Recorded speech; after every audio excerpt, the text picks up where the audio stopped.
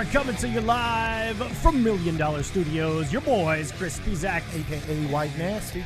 and the benchmark of professional wrestling, Mr. Silky That would Baines. make me black clean.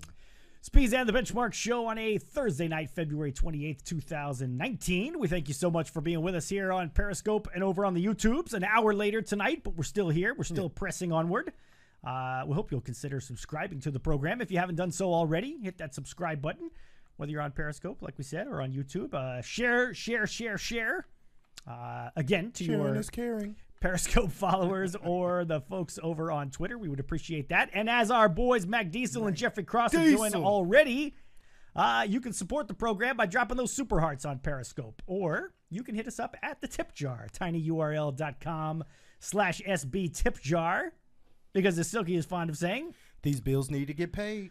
Indeed they do. That's what Silky was doing tonight, paying those bills, working for the man. Yeah. Keeping you late tonight, but that's all right, man. That's the way it goes. Hello to you, John, over on YouTube, and hello, Jody.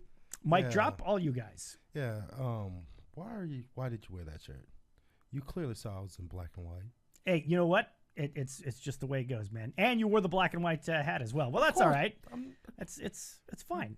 No, it's not fine. It's ghetto protocol, like you said. You gotta match the gear. That's but the you way don't it goes. match the person doing the show with you. Well, if you would bring alternate clothing, why the fuck would I bring alternate you should bring gear? alternate wardrobe choices so that I'm not the one stuck. Because it's another fucking thing that I have to do. You telling me always, oh, you have one job. I guess this is my one job too. Yes, this to part of coordinate the wardrobes. Not coordinate, to make sure you're not wearing the same shit I'm wearing. Jesus, thank you, WB. And by the way, you guys who go by a name other than what your handle is, let us know what your name is so we can refer to you properly.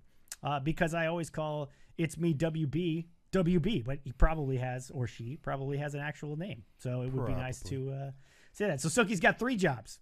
Yeah, I do. He's a hardworking man. I am. Like Jamaicans. The black and white tag team. I see what you did there, mic drop. I know what you're going for. And of course, folks, as always, you can join us in the conversation here on the program by giving us a call. 832-937-4559 is the number to get in. That's 832-93-SILKY. 832-93-SILKY. We've got, we got SmackDown Live. Vince McMahon dropping another bomb. And contrary to what Chris put, it's not about Roman Reigns' return to Raw. That's right. And thank you, Otis Section, for the super hard. I had everything else ready to go except for the alert. And so, yeah, of course. That's one fucking job. That's right. My one job yet again. So we're going to talk a little. In the color. Look at this. I'm looking extra crispy right now. Well, I'm not appreciating that. I'm not going to say, Hold on. We just move out from behind the microphone. See, it's when you're back here and you got the super dark beard going. I gotta be all like this and shit. You just put the microphone over this way, like I see how I'm talking towards you.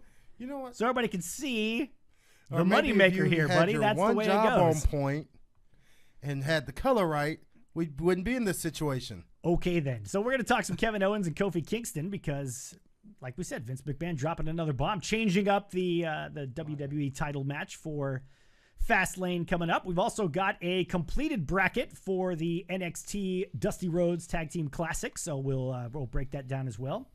And Buddy Murphy teasing a possible departure from WWE. Turns out it wasn't, but an interesting tweet from him. So we'll talk about that as well. And of course, it's a Thursday night, so that means it's time for this week's Benchmark Power Rankings, so we will get to that shortly here as well. Silky's top 5 wrestlers of the week, top 5 performers of the week. And so we'll get to that too. And he finally got on this shit and got animation. My animation is here. That's right. He finally got on his shit. Got on your shit. My other one job that I have to do. This shit. Silky, last 2 weeks keep moving over. It smells bad. Well, Yeah. He's talking about how you keep. I know what the fuck he's talking about. I'm not. If you would position yourself correctly, you just look at the thing here. We can see us right there. Yes, and you can see me. And don't sit way over here and talk about you had one job. What's up, Kristen Ashley? Good to have you back, ma'am, here on the YouTubes. Glad to have you with us. And, is that better? Is this whatever better? Works for you, Silky. As long as you're happy, I'm happy, buddy. I fucking hate you. God damn it. We got a lot to talk about this evening. But first of all, we want to remind you guys, Silky going to provide a little update here. Last week, or I should say earlier this week, last show. Yes. On Monday, we talked about Silky's grandmother, of course, suffering from colon cancer. Yes. And Silky, being the good man that he is trying to help Grandma to paying some of these many bills that pile up. And so why don't you tell the people who missed on Monday what they can do to help support the cause? If you can, go ahead and go to tinyurl.com/helpsilky. There's my beautiful grandmother right there. She's awesome. Yes, she's very awesome. And it helps, everything donated, no matter how big or little, helps out, helps her out. It goes directly to her. And so thank you guys all. And just wanted to also give an update. Right now, we are at $550. Nice. That is awesome. So, and that's going to go a long about way. 3 days. And yeah, that definitely goes a long way. So from the bottom of my heart, just thank you guys. And, you know, my grandmother would thank you too. So. And thank you, Alistair Fiend, for the kind words. Yeah, I sent a tweet out, last night. Just man, we've been very fortunate to meet some pretty amazing people on this podcast, and it's been a lot of fun. We've enjoyed the hell out of it, and hopefully you guys too, because we certainly have a good time. So, without further ado, let's get to the snazzy new animation and give you this week's Benchmark Power Rankings. Here we go.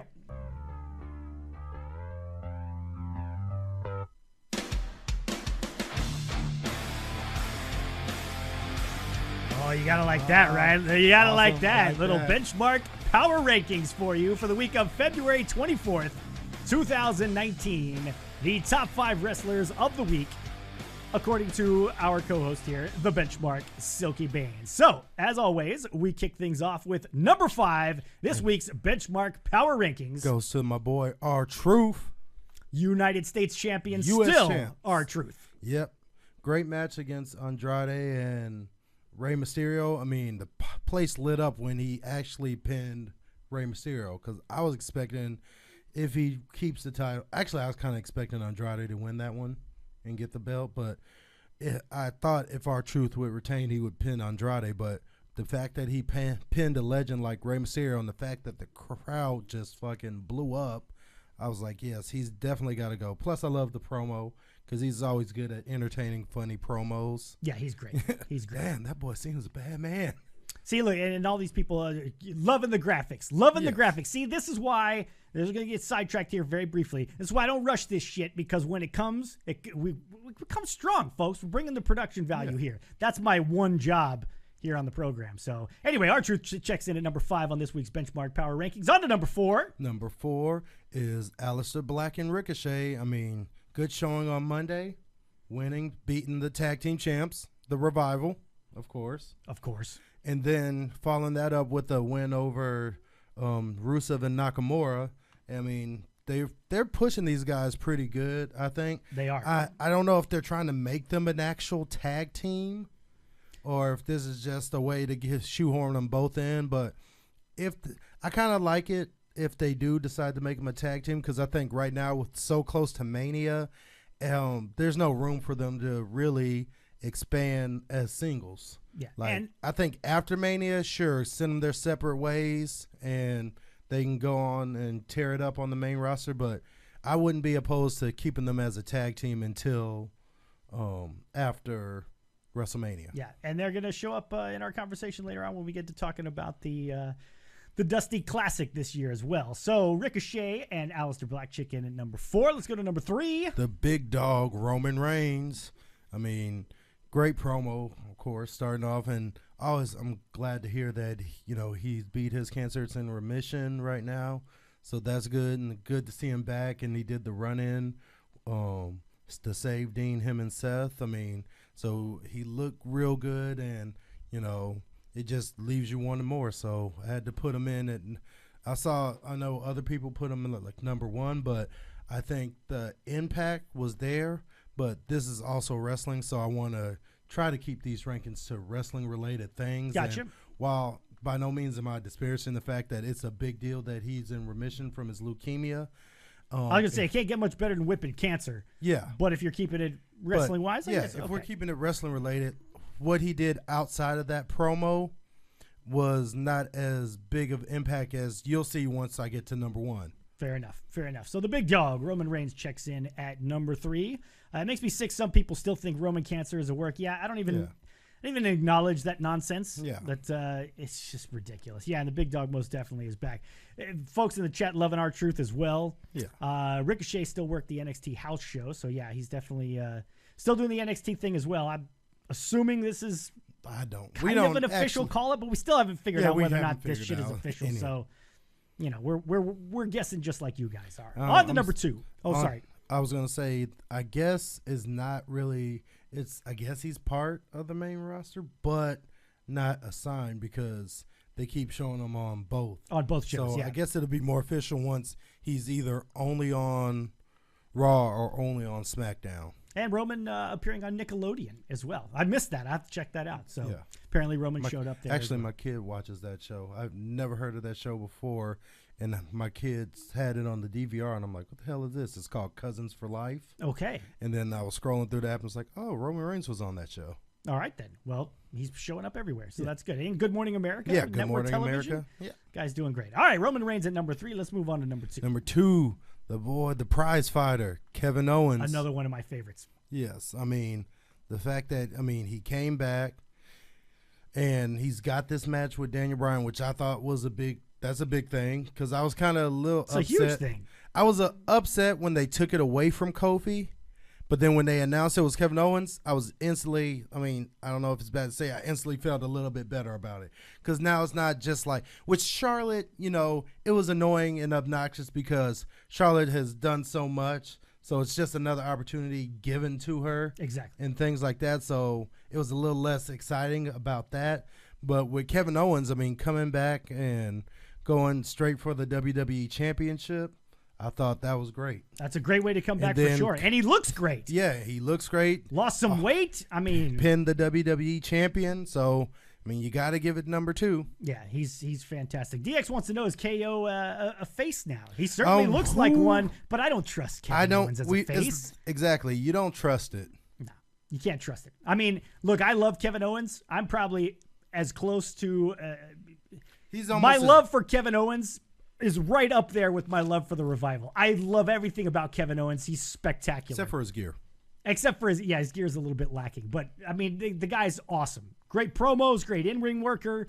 Just everything about him. I think he's fantastic. But I'm not buying this face shit.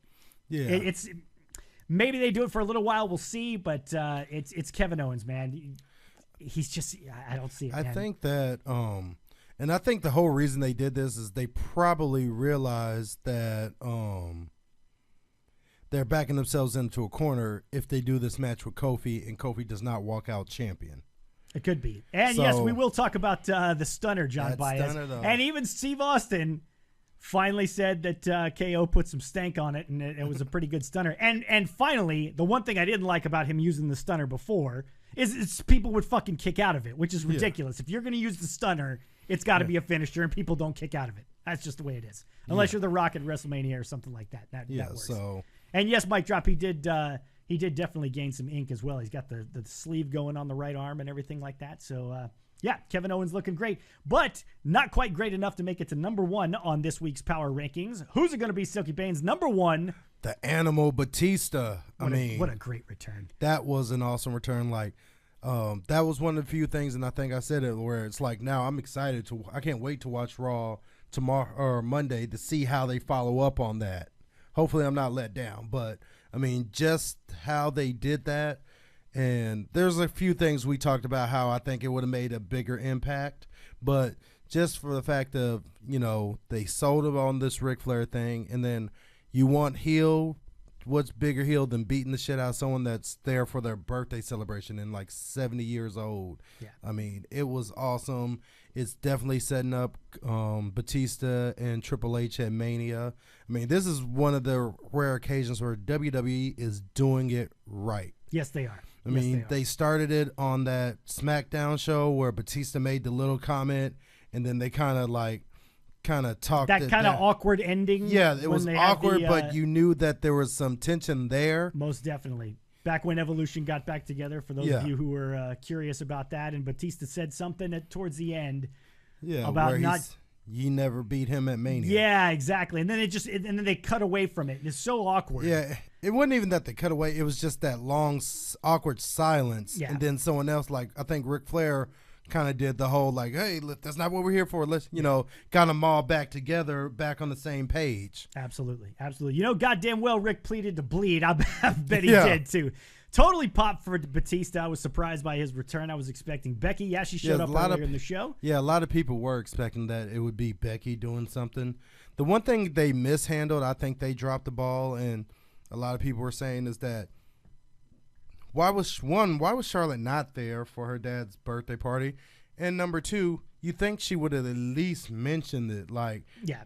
And how the hell is Rick back there by him? Jim Cornette brought this up on his podcast, which again, he broke down SmackDown Live from this week, which is fantastic. I mean, there's so many great observations about it. But that's what he said. Ric Flair's 70th birthday party, and somehow he's back in his dressing room sitting there all by himself, so some guy can wander back in there and kick the shit out of him and nobody notices. Yeah. So, I mean, you got to kind of suspend the disbelief a little bit. But look, I don't think anybody's you can question the way they went about it from a realism standpoint, but in terms of getting a pop for Batista coming back, and this was a pretty great way to make it happen. So all right, folks. Well, there you have it. This week's Benchmark Power Rankings for the week of February 24th, 2019. Let's recap it one more time, Silgy, for the folks just joining us. Number 5, R-Truth.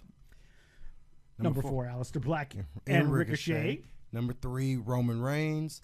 Number 2, KO. And number 1, Batista. There you have it, folks. The Benchmark Power Rankings. And I defy you to tell me my rankings was shit. For the week of February 24th, 2019. I will tell you this. My only quibble with the rankings this week, again, a guy that beats cancer is further down than a guy that beats up a 70-year-old guy. So, I mean, if you look at it from that perspective. But again, I understand you're going for the wrestling bit of it. Yeah, the impact of what Batista's beating up of Ric Flair meant to possible WrestleMania implications versus Roman Reigns, who, again, I'm not talking about, I'm not downplaying the fact that he beat cancer. No, I'm totally looking understand. at the impact of him just beating up the fucking McIntyre, Lashley, and Corbin. Yeah. Like, which one's more impactful? Yeah. Hardy Boys should have been on the list, too. Matt Hardy making a triumphant return on Tuesday. And talk about another guy that actually looks pretty damn good.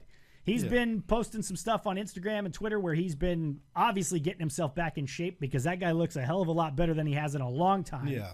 He's still, you can tell that all the high risk shit that they've done over the years has started to take its toll on him. But, hey, it's great to see him back. And man. I mean, they were like, I'd say probably 5. I mean, when you see the Hardys come back, I kind of expect them to win.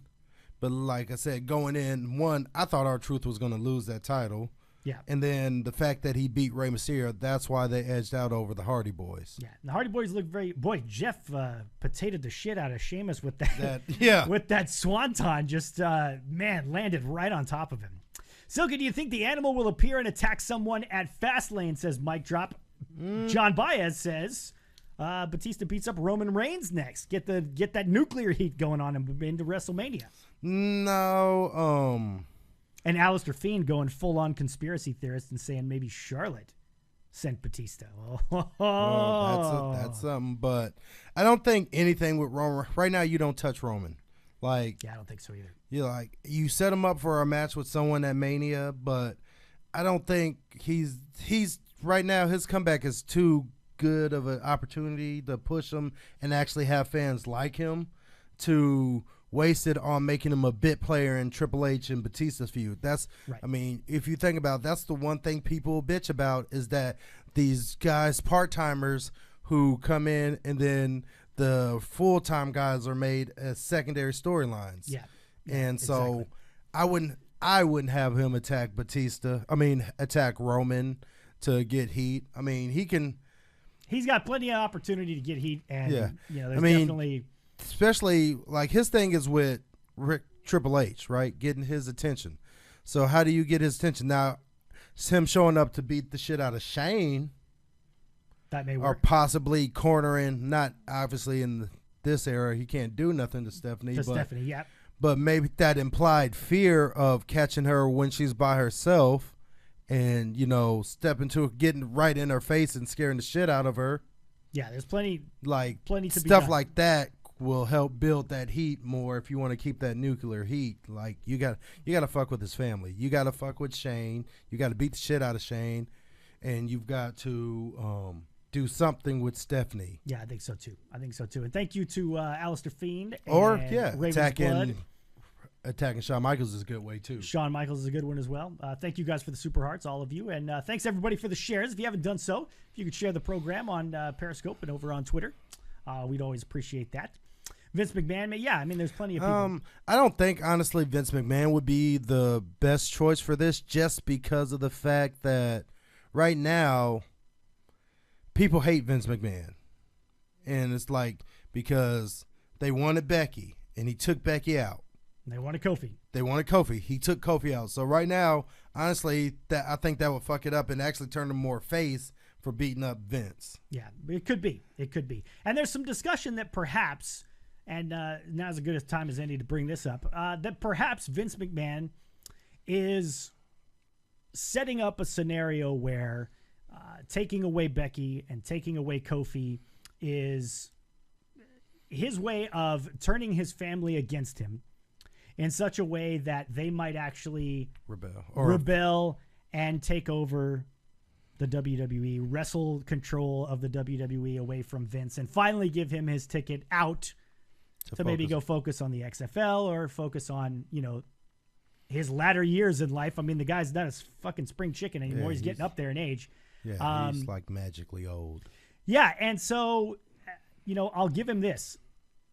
As much shit as people like to give Vince McMahon, he still has these moments where he pushes the right buttons and he gets people talking and he gets people excited about the product. And yanking Kofi from that match, whether you like it or not, was a way to get people talking and get people pissed off and get people fired up about watching and seeing what's going to happen. I wouldn't be surprised if this is set up to, because if you're going to do Kofi and everyone's, Kofi Mania was running wild, right? So if you're going to do that, why not take him out of this match and somehow make him earn a shot again and have him challenge at WrestleMania, something that you can't take away? Because I think if you look at the common denominator between these things is that Becky was told she was out of the match, right? Yep. And then they, in turn, gave her the match back. So they handed it to her. Kofi was... had a great showing and was handed this opportunity. And not saying that they didn't, do stuff to deserve it, but this could be what Vince is in turn of giving, because technically you took Becky out of the match. You told her what you wanted to do. She did this. She's gone. Yeah. She should not be in this match. So I'm taking her out. And then with Kofi, is like Kofi didn't win a match to actually formally win the #1 contendership. He did pin the WWE champion, and then Shane just gave him the match. So he's like, no, I'm taking that too. Yeah, it could be. I think that's where it's going. That's the common thread between them, is that Vince is probably doing something where he feels like his kids are being too soft by giving it. Well, okay, but here's counter argument to that. So why does Kevin Owens get the shot? Because that's the perfect heel heat, because it's that contradiction.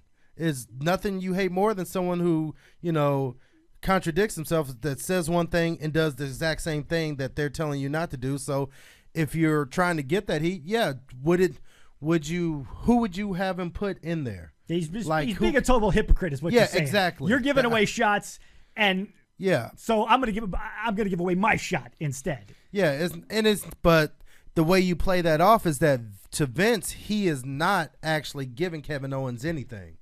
And he's not giving Charlotte anything.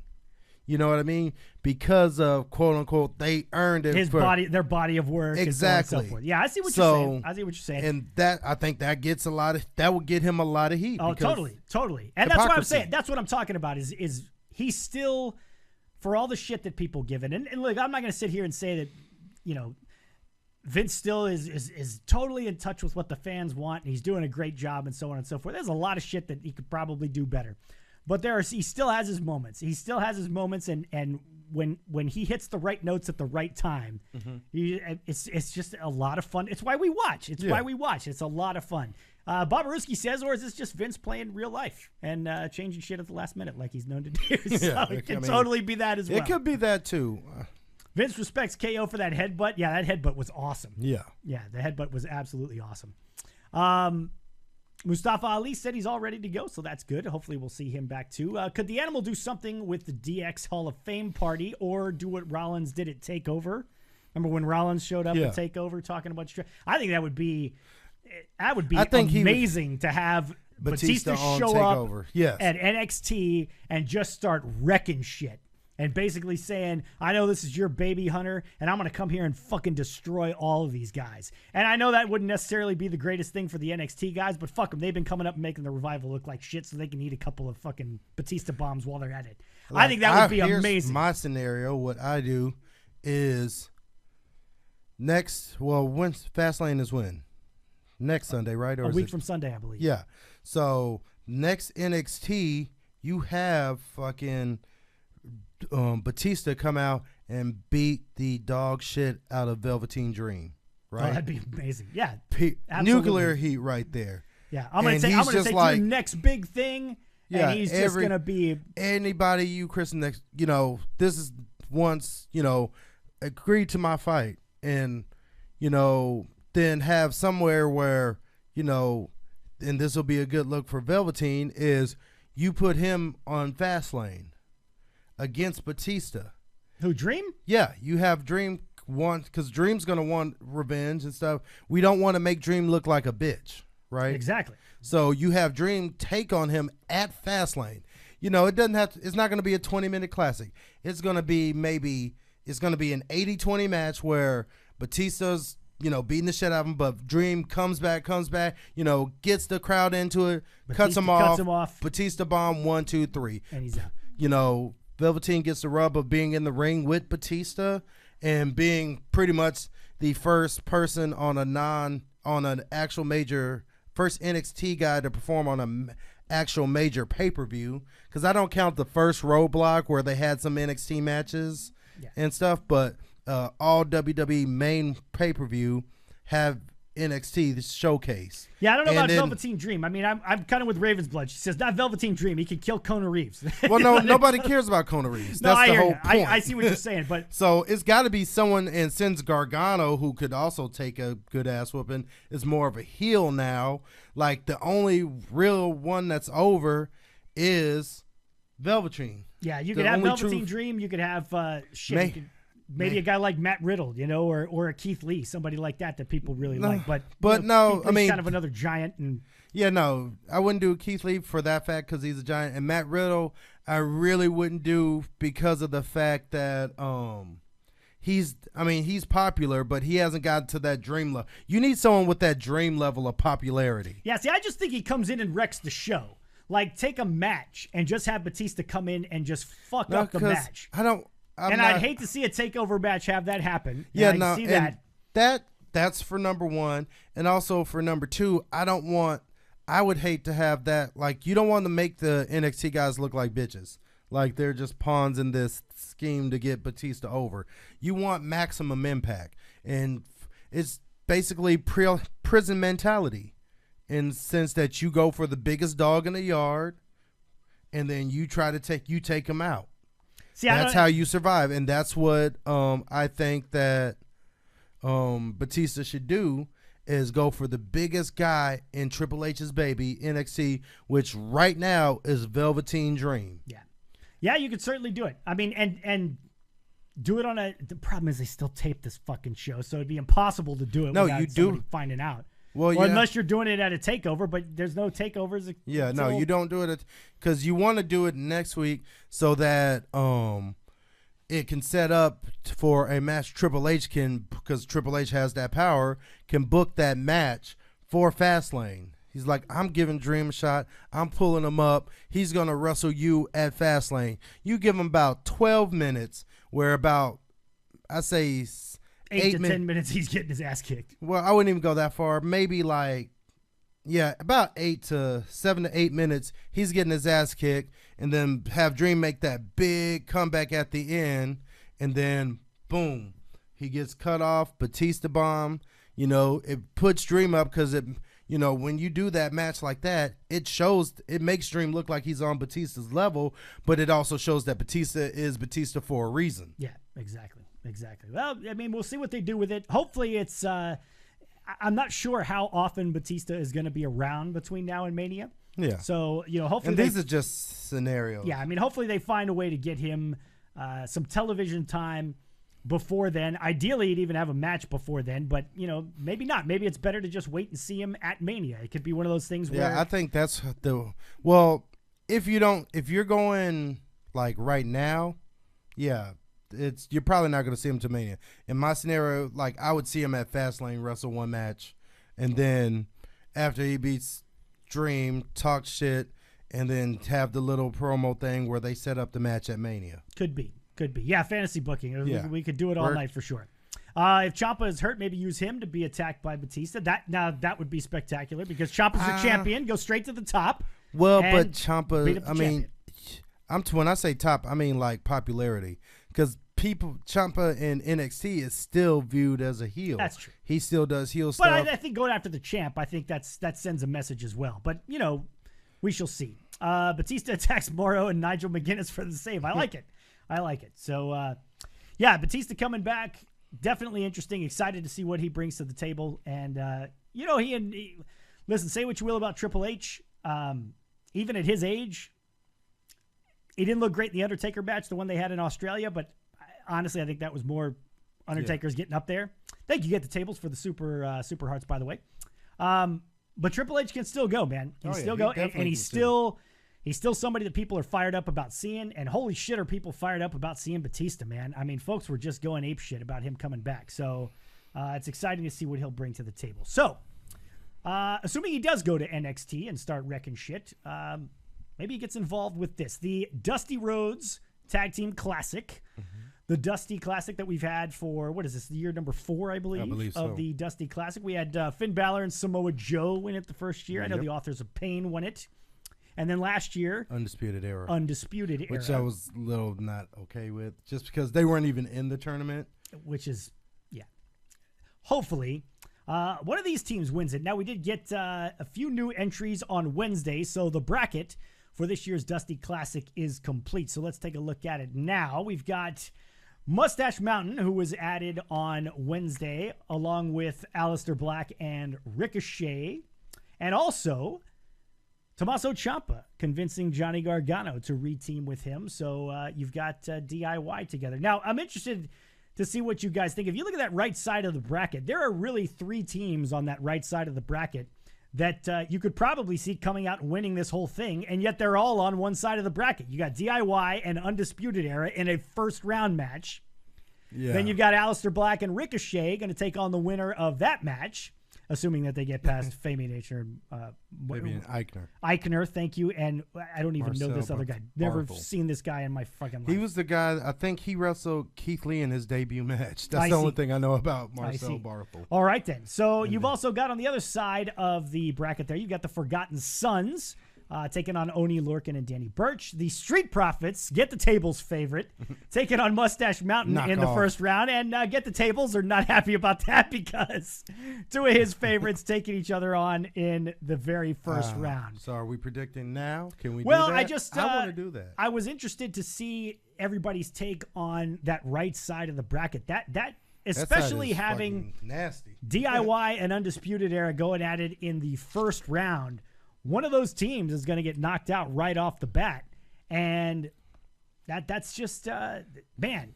It's a pretty stacked set of teams. Especially, I love the fact that Ricochet and Aleister Black, after teaming up as they have on the main roster, are going to show up and team in the Dusty Classic as well. To me, it's very reminiscent of Balor and Samoa Joe that first year getting together. So they've certainly got to be considered one of the favorites, if not the favorites. But overall, some damn good tag teams in there. And not a lot of teams that seem to be just kind of thrown together at the last minute. Of course, you've got Wesley Blake, formerly of Blake and Murphy, who is part of the Forgotten Sons now. So those guys have been solid. Street Profits won the titles over in Evolve Wrestling. So, they're no slouches either. Mustache Mountain, we all know about how great those guys are. So some really, really solid teams. If you had an early favorite, who would you pick out of this year's Dusty Classic to come out and get the shot at the War Raiders for the NXT Tag Championships? I would probably say, let me see the bracket again. Let's go back to the bracket. Back to the bracket. So you got to think about it very carefully here. Yeah. Well, let's just go through it match by match. Let's look at Mustache Mountain Street Profits in the first round. Mustache Mountain versus the Street Profits. Who do you like in that one? Street Profits. You like the Street Profits, really? I do. And for this, I'm not really that big a fan of them, but I think with the push, I think that Street Profits win. You don't like them because they're black guys? No, I don't like them despite the fact that they're black, because normally that's my default. I'm going with the black folks. I'm going with the Street Profits as well. I actually think they're going to pick up the win. Tony will be very happy to hear that. I'm just not a fan of gimmicks that perpetuate stereotypes of black people. Understood. And that's what their gimmick is. Let's see. I'm just trying to catch up on the. Don't sleep on Fabian Eichner and Marcel Bartel. Those guys are very good, says Ravens Blood. Okay. All right, then. I've been a big fan of Fabian Eichner. He was in the first Cruiserweight Classic. All right, then. Okay, so we both got the Street Profits coming out on that one. Let's go to the bottom side of that bracket. Oni Lorcan and Danny Burch taking on the Forgotten Sons. Forgotten Sons. I'm going to go with the Forgotten Sons on this one as well. I actually think those guys make it to the final. Spoiler alert as we're getting ahead here. So let's move over to that gauntlet over on the right-hand side of the bracket. DIY Undisputed Era in the first round. How do you see that one playing out? I'm going with Undisputed Era. Here's why I think Undisputed Era wins. I think this is going to be something else to further the Ciampa and Gargano. Because Ciampa, to his credit, is so fucking great. Yeah. Is totally playing Gargano like a fiddle right now. And Gargano's doing a great job as well. Totally using Johnny Gargano. And I think that at some point Gargano's going to figure that out. And it's going to further that feud even more. And honestly, this is a feud. Hats off to those guys because they've kept this thing interesting for far longer than I thought it would be interesting. Yeah. But I'm still interested to see what happens. So, I think that maybe the very fragile friendship between Gargano and Ciampa starts to crumble a bit after the first round loss to Undisputed Era there. Let's get over to the bottom side of that bracket. Aleister Black and Ricochet taking on Aichner and Bartel. Who you got? Honestly, I'm calling this is going to be my Cinderella pick. I'm going with Aichner and Barthel. Okay, it's got to be Aleister Black and Ricochet. I don't know what them losing to Aichner and Barthel would. Because they're on the main roster, so they don't need this. This is true. So, and it could either be an upset or it could be something like this could be the moment. Well, when are these matches starting to happen? Like, aren't they starting? You think they're starting next week? Yeah, of course, this doesn't have the dates on it. I forget when the actual date was. But if it's before, or even if it's not before Fastlane, this would be a perfect moment for Batista to show up and, cause some havoc. This is true. So, DIY versus Undisputed Era is a takeover main event. I agree. I totally agree. That could be fantastic. I'm going to go, like I say, for the shocker, and I'm probably wrong on this, but I'm going to just go with Aichner and Bartel. Yeah, I think you're wrong on this. I think it's Aleister Black and Ricochet.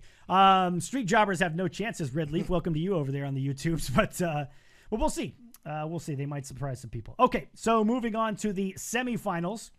You and I have both gotten the Forgotten Sons taking on the Street Profits. Who do you see going to the finals there? Forgotten Sons. Yeah, I've got Forgotten Sons there as well. And then on the other side, we had Undisputed Era, both of us, taking on one of the other two teams. Who do you see going to the finals on that end? I would say probably I'm going to go with Undisputed Era. I'm going Ricochet and Aleister Black because I think that Forgotten Sons are taking this thing. I'm actually going with the Forgotten Sons to win the tournament, to win the Dusty Classic this year. And I feel like a win over Ricochet and Aleister Black really establishes them as a solid contender for the War Raiders title. Now, I don't think they take the titles off the War Raiders. Of course. But I think that could very much... We've seen Ciampa and Gargano before. I don't think Black and Ricochet are going to be around long enough. And if they are, I could totally see them winning it as well. But if they are, I don't think they're taking the titles off the War Raiders. No. And I'm thinking also for, like I say, we're also thinking for the fact that what makes a good match, like, nobody was really going to want to see. Well, they're going to want to see, but it's not going to be as interesting doing a match between the War Raiders and Ricochet and Aleister Black as it would the War Raiders and a heel team that you can sink your teeth into hating. So fair enough. Forgotten have really been forgotten in NXT. So War Raiders will smoke any of these teams. I wouldn't go that far. Again, I think it's very fortuitous for them that a lot of the tougher teams have to face each other so early on. Because honestly, DIY and Undisputed Era could easily be a final match. Yep. And you're seeing it in the first round. So kudos to the folks at NXT. It should be a very, very interesting tournament. Should be a lot of fun. Great tag team wrestling is always a lot of fun to watch, as us Revival fans know. So we shall see how it plays out. But, yeah, I saw a lot of people talking about the Forgotten Sons possibly winning the thing. And then, I thought, these guys aren't winning it. Then the more I thought about it, I was like, well, shit, yeah, now that I think about it, it would make sense. It would make sense. So we shall see. All right, let's move along to, we teased Buddy Murphy's tweet earlier today. So Buddy Murphy said on Twitter, I will make an announcement tonight regarding my immediate future in the WWE. And cue all the fucking marks with the Cody Rhodes gifts. Holding the ear up. He's going to AEW. Buddy Murphy is not leaving the WWE. He is, however, taking a break and returning home to Australia. So he will be away from 205 Live, of course, the Cruiserweight champion there. But we'll be back in time for WrestleMania. And, of course, we have a number one contenders tournament going on to determine who will face Buddy Murphy for the championship. Should we be reading anything into Buddy Murphy returning home to Australia other than I've seen rumors that maybe he's got to get his visa in order? Could it be a situation where he's injured and they're just trying to write him off for a little while? What do you think of Buddy Murphy disappearing from the show for a little bit? Bob Baruski says, my visa's expiring, so I just go home. Yeah. That seems to be what everybody's saying, is that... no, because if he goes, he's not coming back with the problem with the visas. But no, I think it's honestly just a way of taking him out of the equation to focus solely the attention on who's going to be the number one contender. Because I wouldn't be surprised if whoever wins that tournament gets blindsided and gets beat up by Buddy Murphy because everyone's thinking he's not there. Because Buddy Murphy has beaten pretty much everybody at this point. So you've got to build somebody up. And kudos to Buddy Murphy and Akira Tozawa both, who I got to see live at Elimination Chamber. And those guys were fucking amazing. They were so good. Really top quality 205 Live matches. That's why they need to get more people there. I know. That's what I'm saying. The top-notch ones are so much fun to watch. Ricochet would be amazing in 205 Live. Gargano would be too. As would guys that we've talked about, like Finn Balor. And Finn Balor ain't going to 205 Live. I don't think his name gets kicked around a lot, but he's not going there. No, he's not. But you really do need to bring, because essentially they're running and they're having great matches. Don't get me wrong, right? But essentially it's the same thing. Like Cedric had the title, literally beat everybody until they had to bring it back around so he could drop it to Buddy. Yeah. And now Buddy is literally beating everybody, so there's a good chance whoever wins this tournament, he's already beaten them, and he's going to drop the title to them. Because, you have a smaller roster in an hour show, so you're going to see a lot of matches happen.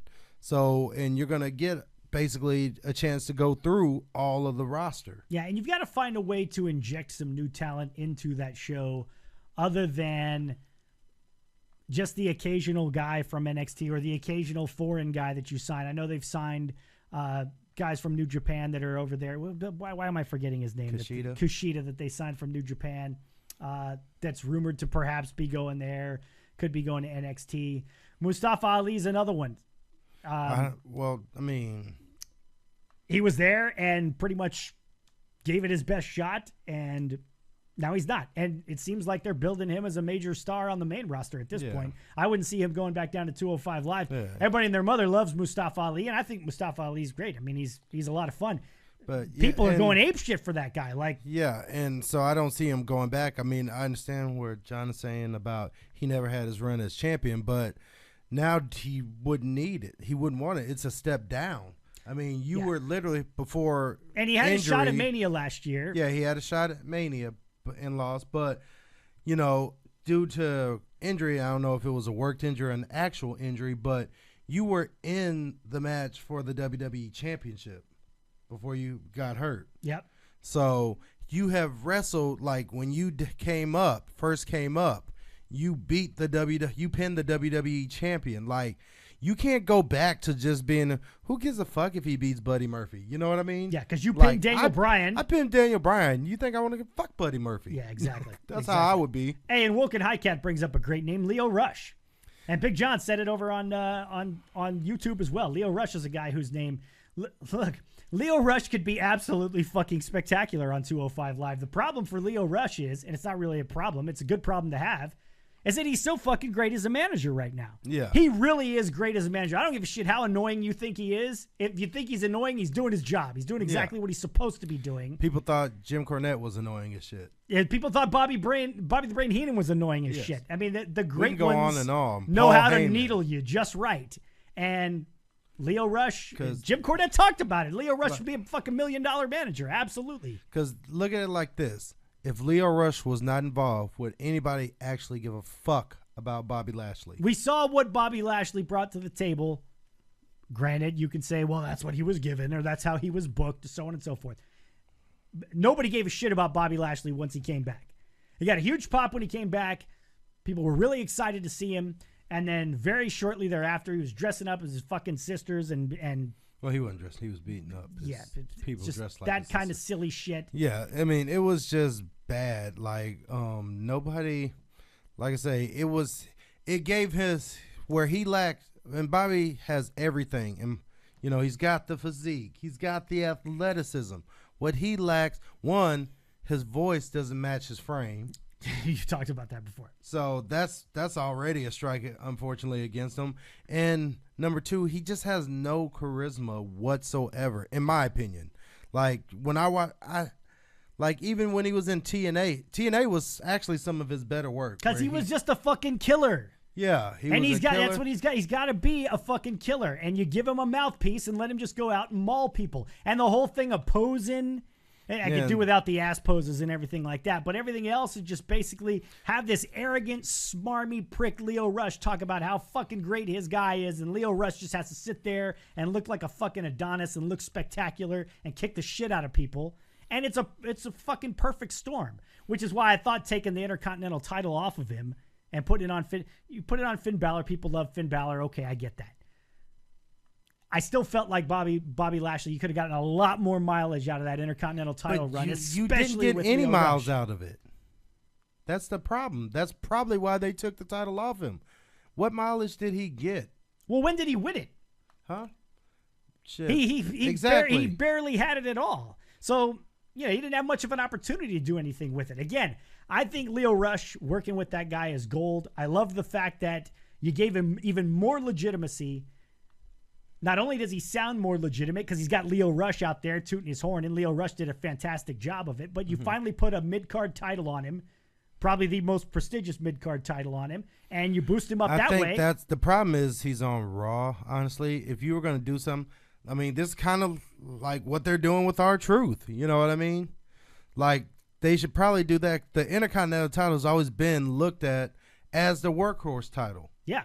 And I'm sorry, but Bobby Lashley can't hold a candle to like Seth Rollins or Dolph Ziggler or hell, even The Miz.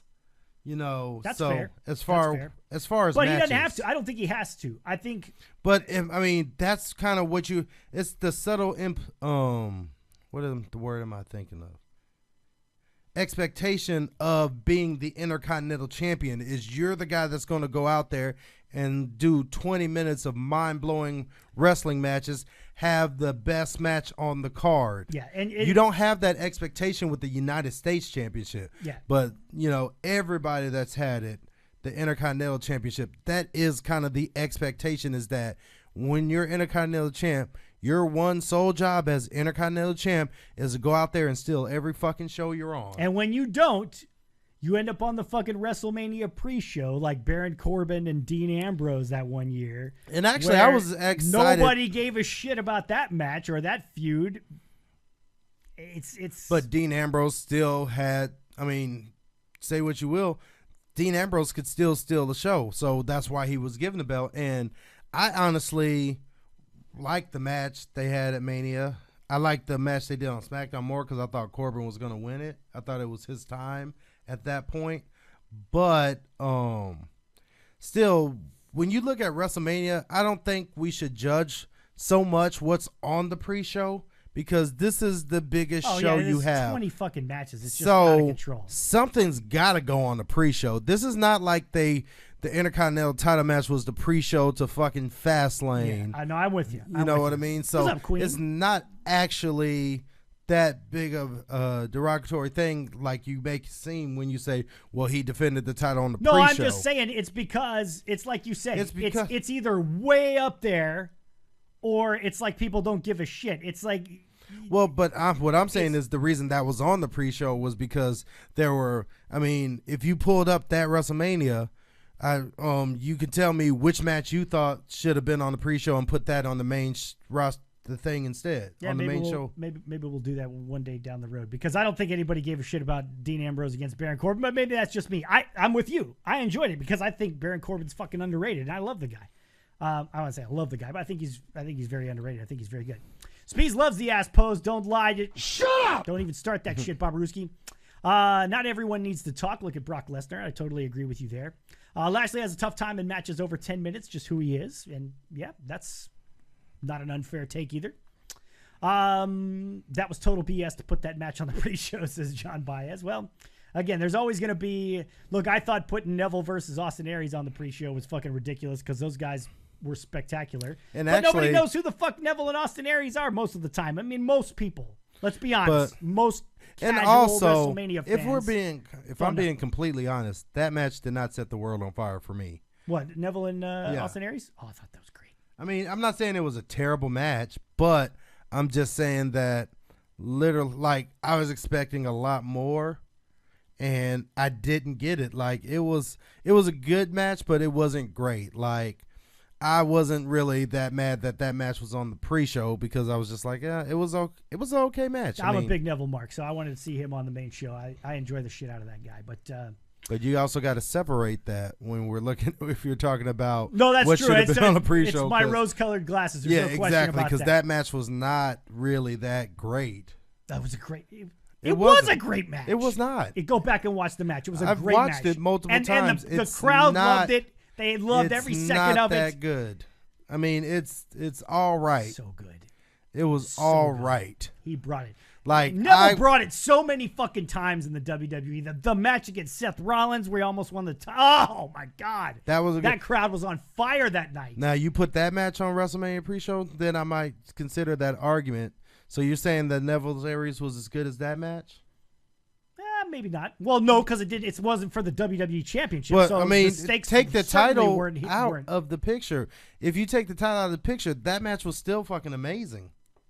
No, I agree. It was a great match. I don't think it gets the reaction if it does. If it's I think it does because at the time they hated Seth, they loved Neville, and just the thought of this little Neville knocking off someone as high on the food chain as Seth, that got the crowd behind it. Now, it got amped a little more because of the title, but even if you took the title out, I think, one, that match was still amazing, and two, you would still have the same reaction to the match. So, I love that match. I'm excited to be – hopefully AEW gets their shit together and gets a TV show so I can watch Neville week to week. Pac, as he's now known before the bastard. The marks get mad at me. The bastard Pac who breaks his finger in matches and just goes and fixes it and keeps going because that's what he does.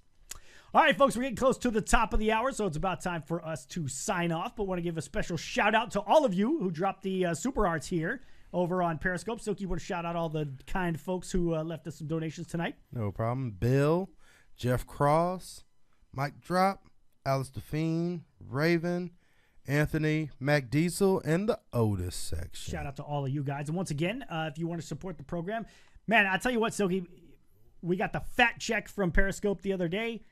For all the Super Hearts that you guys had dropped before. We got people dropping donations at the We got another check? donation site. No, the one that we got before. You know, the big check that we got before. That was fantastic. Yeah, that was. So we are very grateful to all you guys. And a lot of you folks also, as we mentioned, drop us donations at the tip jar as well. Once again, tinyurl.com/SB tip jar. If you want to help us out in that manner, you can do so. And we thank you guys, as always, for being with us. It's always a lot of fun to chat with you. We will be back Monday night after Monday Night Raw for the go-home show before Fastlane. And I'm sure more shenanigans to come. Look, last 2 weeks have certainly got us talking. Yep. A lot of stuff going on. Some great returns, some new faces coming back, some old faces coming back. And should be a lot of fun as we head closer and closer to WrestleMania. So, one last time, Silky, let's tell the folks if they want to chip in. Speaking of things that you can do to help out, if they want to help out with the Grandma Silky Fund, let them know where they can do so. You can go to tinyurl.com/helpsilky. And once again, this is to pay for Grandma Silky's treatment for colon cancer. She is fighting. Yeah, it's just help in general because she has that and bills for, where she's living and stuff like that. Because right now, with everything going on, it's kind of, we're waiting to see, because it's just hard for her to do both. Absolutely. So, absolutely. Anything, if you can't donate, if you could just send that link out on your social media to all your followers, I really appreciate it. tinyurl.com/helpsilky. We always appreciate you guys doing so and spreading the good word about everything we got going on here on the program. Anything else you need to get out there for the people before we say goodnight? Nope, that's it. That's it. All right, then. For the Benchmark, Silky Bay. Yo. Chris Bezek, we thank you so much for being with us. Once again, we will see you Monday night, immediately following Monday Night Raw, right here on the Speez and the Benchmark Show. Good night, everybody.